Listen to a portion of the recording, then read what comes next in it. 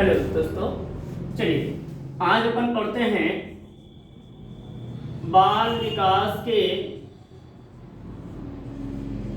सिद्धांत। जो बाल मनोविज्ञान सीटेट या यूपीटेट या एसटेट का जो सिलेबस है उसका बाल मनोविज्ञान का दूसरा जो चैप्टर आता है, सेकेंड जो चैप्टर है उसका नाम है बाल विकास के सिद्धांत। बाल विकास के सिद्धांत को समझने के लिए हमको पहले एक बात समझनी है कि बालक का विकास, तो बालक का जो विकास होता है इसमें जो है अपने को शारीरिक, बालक का कैसे कैसे विकास होता है, शारीरिक, मानसिक, सामाजिक, भाषाई, संवेगात्मक, संज्ञानात्मक, ये जो आदि विकास है ये बालक का विकास होता है। समझ आ? तो बालक का विकास जो है आपको शारीरिक रूप में देखने को मिलेगा, मानसिक रूप में देखने को मिलेगा, सामाजिक रूप में देखने को मिलेगा, भाषाई रूप में देखने को मिलेगा, संवेगात्मक रूप में देखने को मिलेगा, संज्ञानात्मक रूप में देखने को मिलेगा।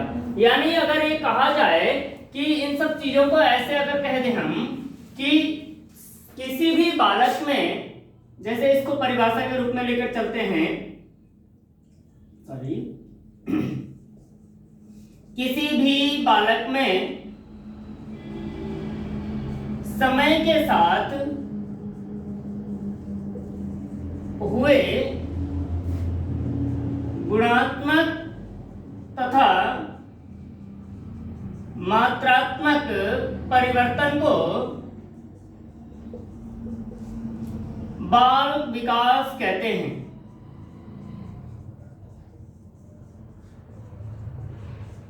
यानी अपन बाल विकास किसे कह रहे हैं?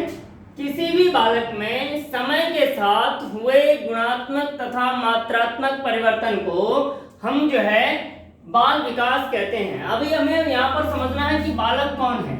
यहाँ पर जैसे मैंने आपको पिछले वीडियो में बताया था कि मनुष्य जीवन पर्यंत बालक रहता है। इसके पीछे तर्क क्या दिया था कि वह जीवन पर्यंत क्या करता है, कुछ न कुछ हर क्षण सीखता रहता है, इसलिए मनुष्य आजीवन बालक रहता है, यानी जीवन पर्यंत बालक रहता है। परंतु यहाँ पर हम एक और बात समझते हैं, एक और नए तरीके से समझते हैं कि बालक वही है जो प्रौढ़ नहीं हुआ है। जो प्रौढ़ नहीं हुआ वही बालक है, यानी उसमें सीखने की कला अभी है। समझ में आ रही? बाल मनोविज्ञान के सिद्धांत में कहते हैं कि बालक वही जो प्रौढ़ अभी नहीं हुआ है, यानी सीख रहा है समय के साथ, यानी अवस्थाओं के साथ, शैशव अवस्था में, बाल्यावस्था में, किशोर अवस्था में, युवावस्था में, यानी अर्धगा वो समय के साथ कैसे कैसे जो उसमें गुणात्मक तथा मात्रात्मक परिवर्तन हो रहे हैं। यानी देखो मैंने आपको बताया था कि बालक में गुणों का भी विकास होता है और उसमें मात्रात्मक भी परिवर्तन होता है। जैसे बालक के मात्रात्मक परिवर्तन को मैंने बताया था क्या कि जैसे शरीर की लंबाई, बालक के शरीर की लंबाई बढ़ रही है तो अपन ठीक ठीक माप रहे हैं, यानी 2 फीट का बालक था अपने पास, अब वो 4 फीट का हो गया। समझ में आ रहा? तो ये उसके शरीर की लंबाई। बालक का वजन 20 किलो का बालक था, अभी अपने को 40 किलो का मिल रहा है, तो ये क्या है, इसके शरीर का वजन, बालक के शरीर का वजन यानी ठीक ठीक मापा जा रहा है। इस प्रक्रिया को अपन मात्रात्मक परिवर्तन कहते हैं, यानी आपने पढ़ा था पहले। फिर हमने देखा कि गुणों का विकास, बालकों में गुणों का विकास होता है। जैसे गुण दिखते नहीं हैं, गुण दिखाए जाते हैं। जैसे मैंने बताया था क्या, वस्तु दिखती है, वस्तु का गुण नहीं दिखता है। जैसे कोयल काली है, ये उसका वस्तु है, ये यानी वह मात्रात्मक है, यानी दिख रही है। कैसी है? काली है, यानी वृद्धि है। कोयल मीठा गाती है, यानी वह उसका गुण है, दिखता नहीं है। बिना क्रिया प्रतिक्रिया के जो गुण दिखता नहीं है, यानी व्यवहार, समझ में आ रहा? दिखता नहीं है, दिखाया जाता है तब जाके दिखता है। जैसे मोर सुंदर है, समझ में आ रहा? मोर सतरंगी होता है, सुंदर होता है, तो उसका वह बाह्य गुण है जो दिख रहा है।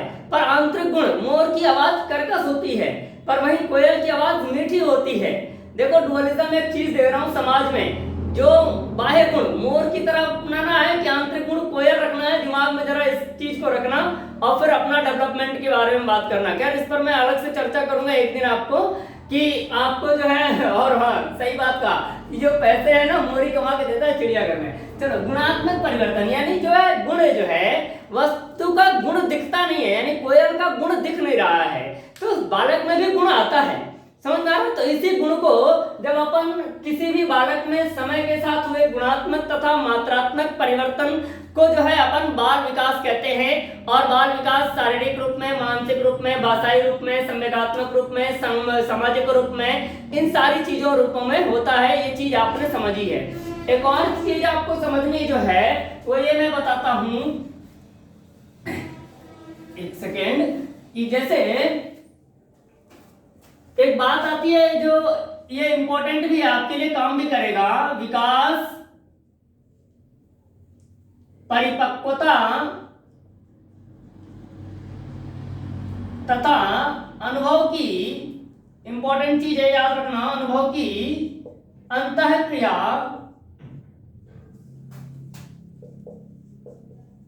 अंतःक्रिया से प्रभावित होता है।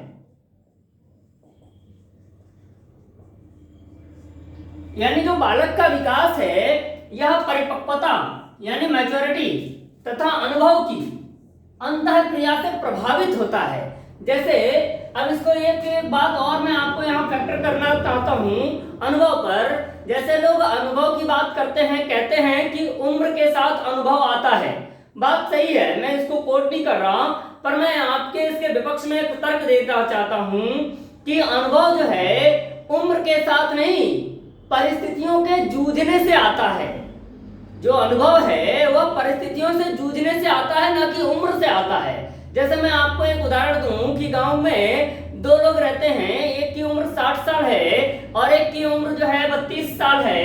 60 साल वाला व्यक्ति अपने जीवन में उसने कभी कोई यात्रा नहीं की है ट्रेन से, और एक 32 साल वाला व्यक्ति है, उसने बस से, ट्रेन से, हवाई जहाज से तमाम प्रकार की यात्राएं की हैं। और आप जब दोनों से पूछने जाते हो कि हमको दिल्ली जाना है, भारत की राजधानी घूमनी है, तो हमको बताओ कि कौन व्यक्ति आपको ज्यादा ज्ञान देगा कि जो है यात्रा में आपको किस प्रकार से रहना चाहिए, ट्रेन में कैसे सफर करना चाहिए, उसका क्या आपके पास पोर्टफोलियो होना चाहिए, सारी चीजें कौन बताएगा आपको?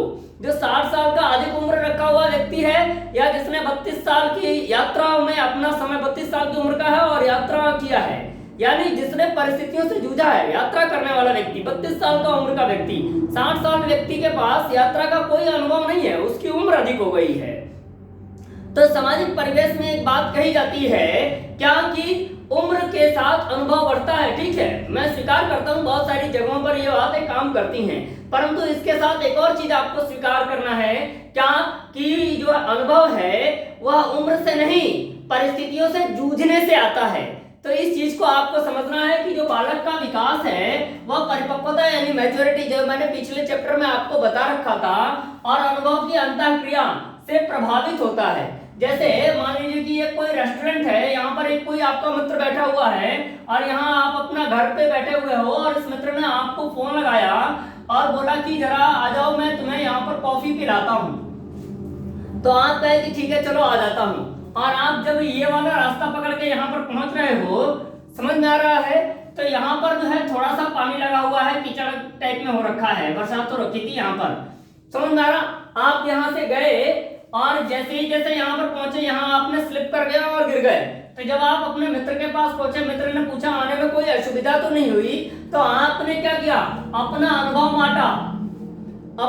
बांटा क्या कि जो है मैं जब यहाँ से आ रहा था तो रास्ते में कीचड़ लगा हुआ था और वहां मेरा पैर स्लिप हो गया और जिसके कारण मैं गिर गया, मैं लेट हो गया, या इटीसी मेरे कपड़े खराब हो गए, बहुत सारी चीजें। यानी अगर कोई दूसरा व्यक्ति या दूसरे दिन अगर आप जा रहे हो या इसी करते कोई दूसरा उसका दोस्त जा रहा है इसी रास्ते से, वह इस रास्ते से होकर वहां निकल गया और यहाँ पहुंचा, तो उसने बोला कि रास्ता ठीक है। यानी कहने का मतलब कि जिसने जो चीज महसूस की होगी, जिसको जो अनुभव मिला होगा, वही अनुभव वह बांटता है। मैंने आपको बताया था कि पिछले चैप्टर में बाल विकास की जब अवधारणा पढ़ रहे थे और अधिगम के साथ उसका रिलेशन पढ़ रहे थे, तो मैंने आपको बताया था क्या कि जो व्यक्ति के पास अनुभव होता है, जो कुछ भी वह सीखता है वह चीज अपने पास रखता है और आगे जब वो काम करता है तो उसी अनुभव को बांटता है। जैसे इस व्यक्ति ने जो गिरा उसने अपना अलग अनुभव बांटा और जो सीधे पहुंच गया उसने अपना अलग अनुभव बांटा। तो विकास जो है परिपक्वता यानी मैच्योरिटी से और अनुभव की अंतःक्रिया से प्रभावित होता है। ये बात आपको याद भी रखनी है और सही भी आपको ये चीजें याद रखनी है। एक और चीज इसके साथ साथ आपको याद रखनी है जो मैं बता देता हूं आपको, वह चीज ये है, ये भी मोस्ट इंपॉर्टेंट चीज है। वो क्या है कि विकास और अधिगम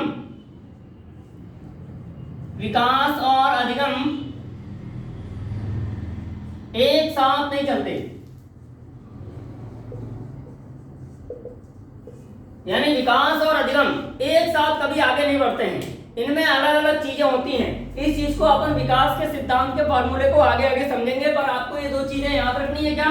विकास परिपक्वता तथा अनुभव की अंतःक्रिया से प्रभावित होता है और विकास और अधिगम दोनों एक साथ आगे नहीं बढ़ते हैं, ये चीज आपको समझनी है। अब अपन विकास के सिद्धांत को समझते हैं। जो विकास के सिद्धांत हैं, विकास के प्रमुख 5 सिद्धांतों को जाना गया है और बताया गया है, मैं आपको वो बता रहा हूं, यानी विकास के सिद्धांत, और इस पर बात करेंगे अपन।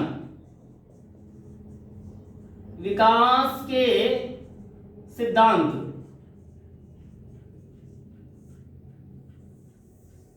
विकास के सिद्धांत पर बात करेंगे। तो पहला सिद्धांत पर बात करते हैं अपन।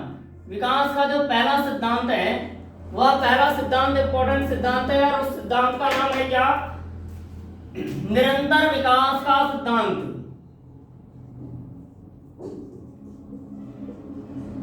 निरंतर विकास का सिद्धांत, देखो ये बहुत ही महत्वपूर्ण है। विकास के सिद्धांत से हर परीक्षा में सीटेट या यूपीटेट या आपका किसी भी स्टेट टेट की परीक्षा में हमेशा पूछा जाता है कि विकास के सिद्धांत से एक प्रश्न तो जरूर आता है। जैसे पहला क्या है? निरंतर विकास का सिद्धांत। देखो मैं बहुत ही आसानी से समझाने का प्रयास करूंगा, सारे के सारे विकास के सिद्धांत आपको आसानी से समझ में आ जाएंगे। नोट कर लेना, बाद में मैं नोट्स का आपको जो है पीडीएफ भेज दूंगा और उसमें पढ़ाया हुआ नोट्स भी भेज दूंगा। पहले इस चीज को समझ लो, फिर मैं जैसे 2 चैप्टर पढ़ा दिया हूं तो 2 चैप्टर के आपको जो है पीडीएफ लेक्चर भेजूंगा नोट्स के साथ और उसमें भी आपको समझाने का प्रयास करूंगा। पर यहाँ पर अभी समझते हैं निरंतर विकास का सिद्धांत। यानी यहाँ पर कह रहा है कि बालक का विकास निरंतर मतलब हमेशा होता रहता है, विकास कभी रुकता नहीं है। यह चीज आपको एकदम दिमाग में रखनी है। यानी गर्भ अवस्था से लेकर मृत्यु तक, यानी जब तक बालक रहता है तब तक हर प्रक्रिया में विकास होता है। अब विकास के रूप मैंने अभी आपको बताया क्या? शारीरिक विकास, मानसिक विकास, सामाजिक विकास, भाषाई विकास, संज्ञानात्मक विकास, संवेगात्मक विकास, सांस्कृतिक विकास, आर्थिक विकास, बहुत सारे विकास के पैरामीटर हैं, यानी 360 डिग्री पैरामीटर हैं।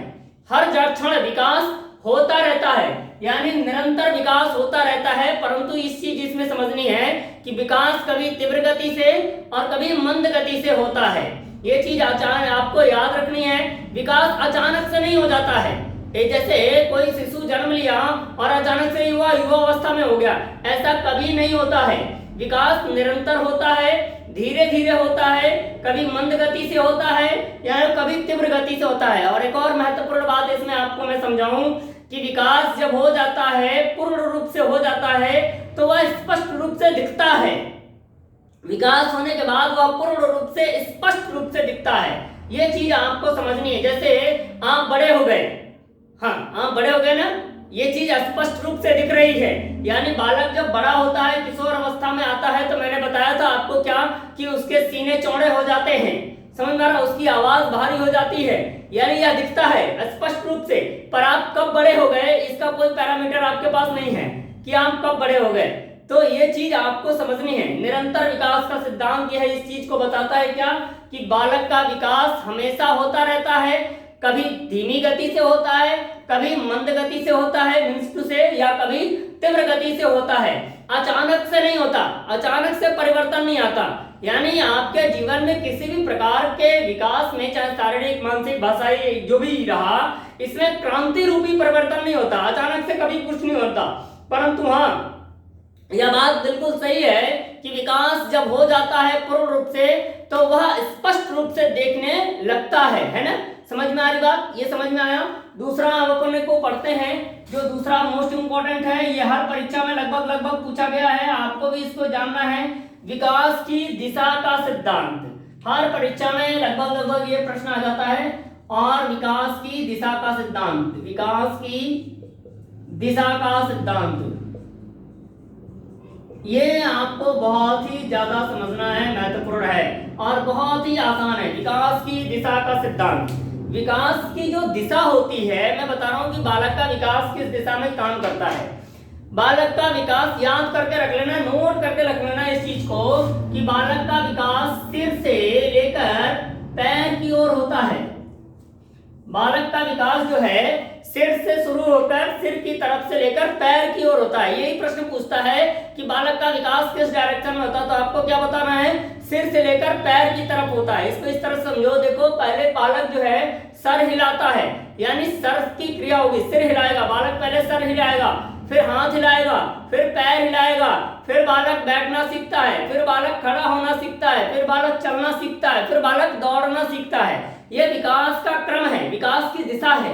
यानी पहले बालक जो है शारीरिक रूप से मेंटेन करता है, बैलेंस बनाता है। देखो बाएं मस्तिष्क का बैलेंस बनाना होता है अपने जीवन में, आप जो चाहते हो कर सकते हो। बंदर उछल कूद कर लेता है कि अपनी पूंछ से नहीं, अरे सर्कस में मानव भी कर लेता है। बस बाएं मस्तिष्क का बैलेंस बनाना होता है, आप जीवन में जो चाहते हो कर सकते हो। समझ में आ रहा? इस चीज को मैं आगे आपको बहुत अच्छे से डिफाइन भी करूंगा। और एक और बात यहाँ पर इस चीज को समझ जाऊंगा भी मैं अभी आपको कि मनुष्य डरना स्वयं से सीखता है।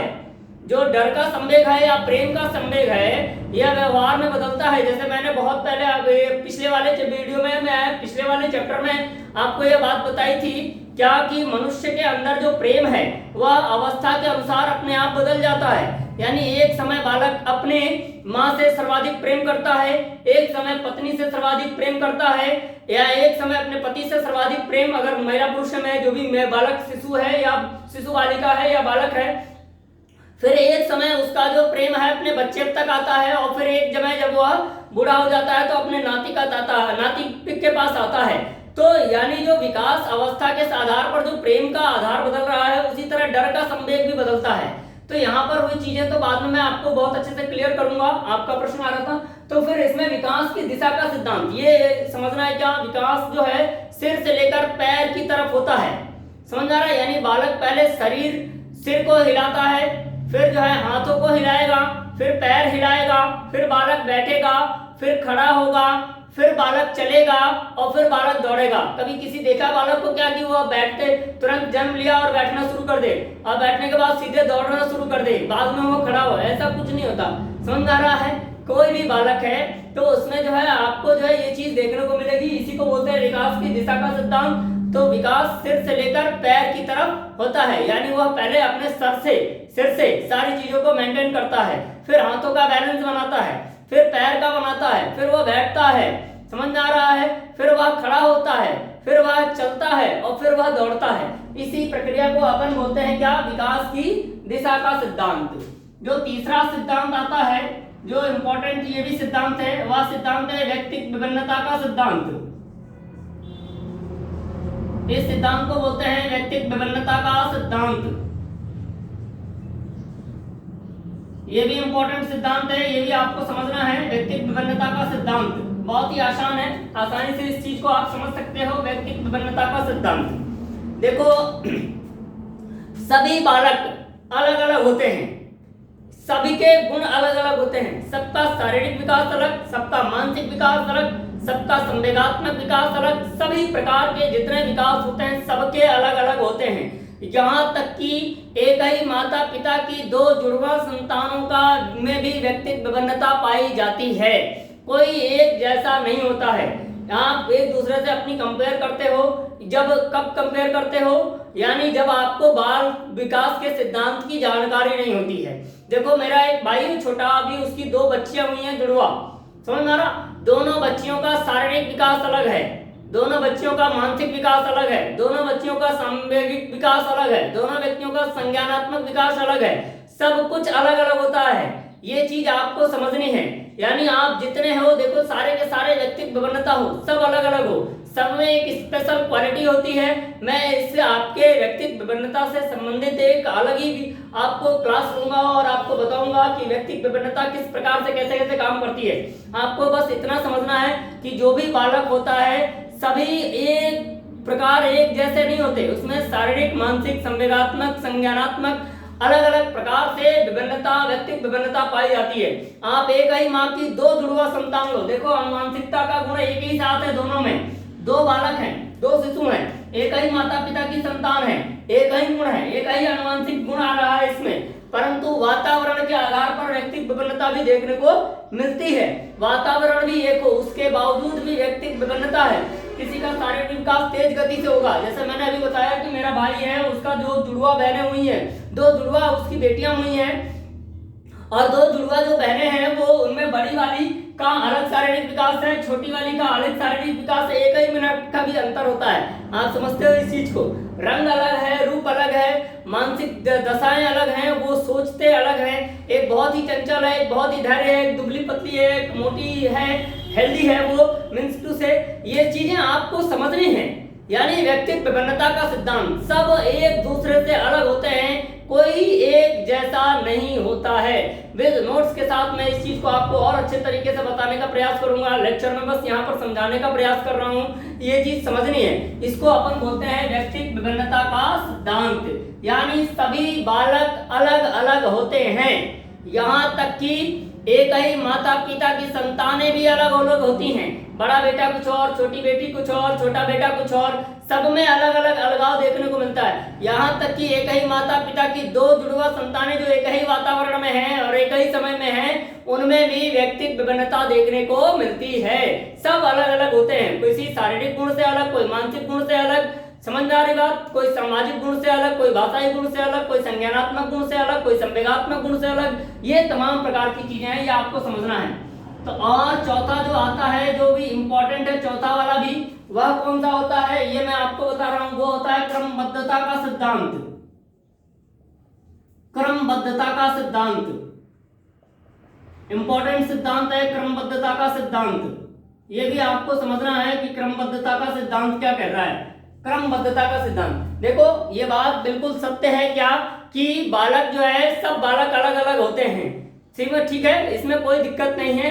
परंतु एक बात आपको समझनी है कि क्रमबद्धता का सिद्धांत विकास एक क्रम से होता है। जैसे कोई शिशु जन्म लिया तो अचानक युवा अवस्था में नहीं चला जाएगा, वह शैशवावस्था से गुजरेगा, बाल्यावस्था से गुजरेगा, किशोर अवस्था से गुजरेगा, युवा अवस्था से गुजरेगा। यानी इसको बोलते हैं क्रमबद्धता का सिद्धांत। यानी जो भी शिशु जन्म ले रहा है तो वह जो है पहले जो है शैशवावस्था में जाएगा, फिर बाल्यावस्था में जाएगा, फिर जो है किशोर अवस्था में जाएगा, फिर युवा अवस्था में जाएगा। ये चीज आपको समझनी है, चाहे वो जो बालक हो, यानी वो विकास जो है क्रम से ही होगा। यानी शैशवावस्था में जो गुण है वो शैशवावस्था में ही दिखेंगे, बाल्यावस्था के जो गुण हैं वो बाल्यावस्था में ही दिखेंगे, किशोर अवस्था के गुण ही किशोर अवस्था में दिखेंगे। ऐसा नहीं है कि कोई बालक जन्म लिया वो शैशवावस्था में उसमें युवा अवस्था के गुण दिखने लगे, बिल्कुल नहीं है। ऐसा भी नहीं है कि कोई युवा अवस्था का बालक है उसमें शैशवावस्था के गुण दिखने लगे, ऐसा नहीं है। जैसे एक शैशवावस्था के दो बालक हैं, छोटे बालक हैं, एक बालक ने बाहर गया और बाहर से वह गाली सीख कर आया और अपनी तोतली आवाज में आपको गाली देता है, वह गाली आपको बहुत अच्छी लगती है। कोई रिश्तेदार भी आते हैं तो आप उसको बोलते हो क्या बेटा जरा बालक गाली देके सिखाना, गाली देके बताना, तो वो बेटा गाली देता है, तो आपको अच्छा लगता है।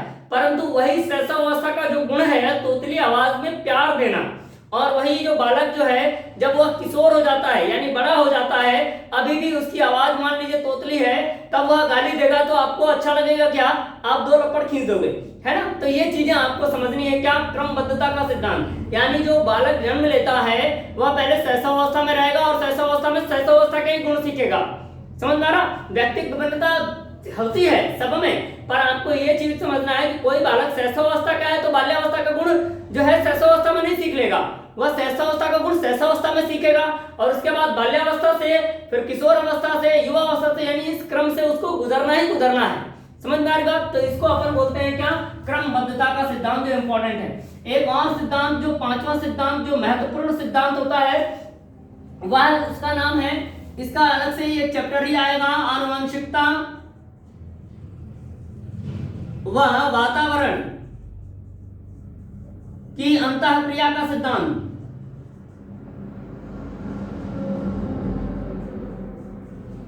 आनुवंशिकता व वातावरण की अंतःक्रिया का सिद्धांत। एक चीज आपको समझनी है, कोई भी बालक है वह उस जो है आनुवंशिक गुणों और वातावरण के प्रभाव गुणों का प्रतिफल होता है। यानी कोई भी बालक आनुवंशिकता तथा वातावरण के योग का प्रतिफल होता है। यानी हम और आप जो कुछ भी हैं उसमें हमारे वंशानुक्रम गुणों का योगदान है, हमारे वातावरण का योगदान है। ये अगला जो चैप्टर है आपका इसी पर पूरी तरह से आधारित है। यानी आनुवंशिक गुण भी हमको प्रभावित करते हैं, वातावरणीय गुण भी हमको प्रभावित करते हैं। जैसे मान लीजिए एक ही माता पिता की संतान, एक ही साथ जन्म लिए जुड़वा संतान हो, एक को आपने जो है पहाड़ पर भेज दिया, एक को समुद्र के किनारे छोड़ दिया।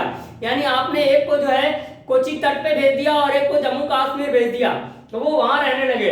आप कुछ साल बाद देखोगे दोनों को, तो वातावरण ने उन पर प्रभाव डाला है। यानी उनकी अंतःक्रिया से उनका सिद्धांत, उनका जो विकास है वो अलग अलग तरीके से हुआ है। जैसे पहाड़ पर रहने वाले के लिए प्रकृति ने उसको वातावरण के साथ उसका पैर मजबूत हो गया ताकि वह पहाड़ी ढलानों पर आसानी से चढ़ सके और आसानी से उतर सके।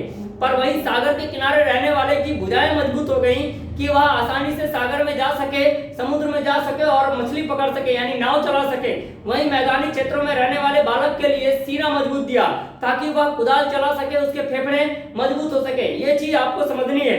यानी आनुवंशिकता और वातावरण के दोनों के प्रभाव का जो अंतःक्रिया होती है उसका रिजल्ट मिलता है। जैसे एक ही माता पिता की संतान, आप कभी कभी देखते हो कि एक जो है स्कूल चला जाता है और एक जो है घरेलू पारिस्थितिक परिवेश में जो है एक मान लीजिए चाय की दुकान पर रहने लगा।